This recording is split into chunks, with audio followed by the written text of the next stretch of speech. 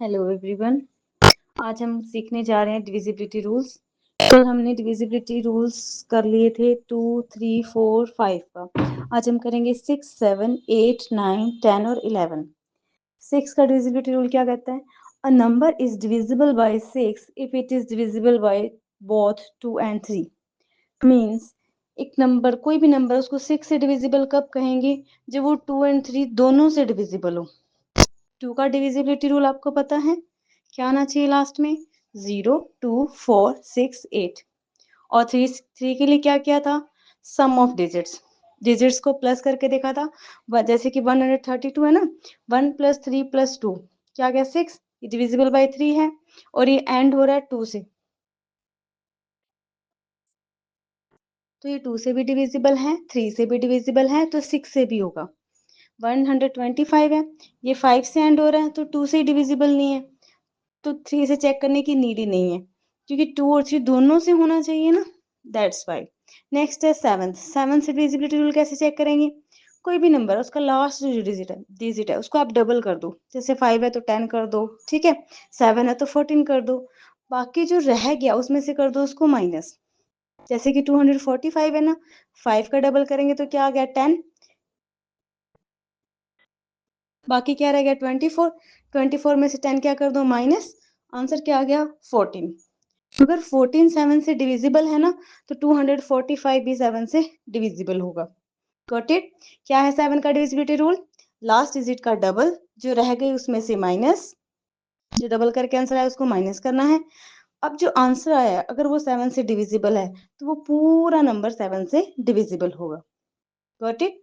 Next 8 के लिए, a number is divisible by 8 if its last three digit form a number that is divisible by 8। Last 3 digit है वो आपने divide करके देखनी है 8 के टेबल से।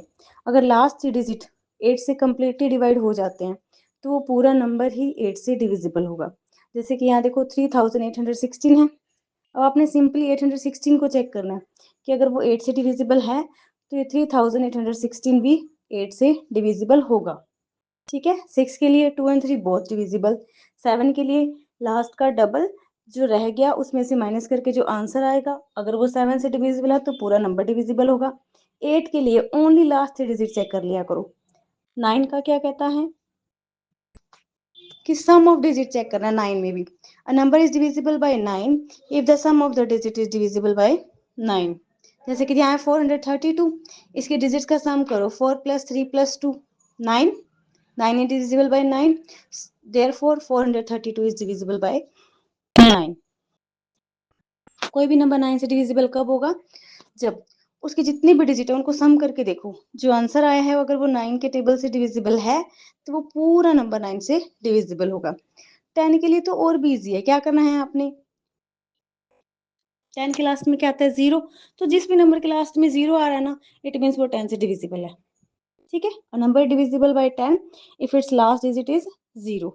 Got it? जैसे 590, इसके लास्ट में क्या है? 0, तो ये डिविजिबल बाय 10 होगा। 573, यहाँ 3 है, 0 नहीं है ना, तो ये डिविजिबल बाय 10 नहीं होगा। नेक्स्ट हम चेक करेंगे 11 से। A number is divisible by 11। अब इसमें क्या करना है? Sum of odd place digit और sum of even place digit. Means first, third, fifth, seventh, ये डिजिट्स का सम कर दो।